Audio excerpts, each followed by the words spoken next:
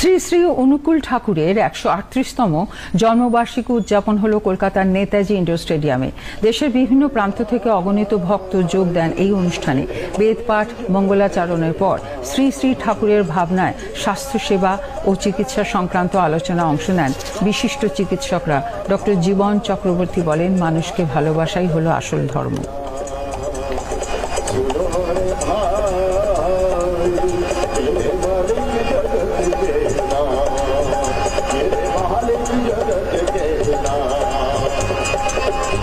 ঠাকুর বলেন, মানুষ আপন টাকা পর, যত পারিস মানুষ ধর।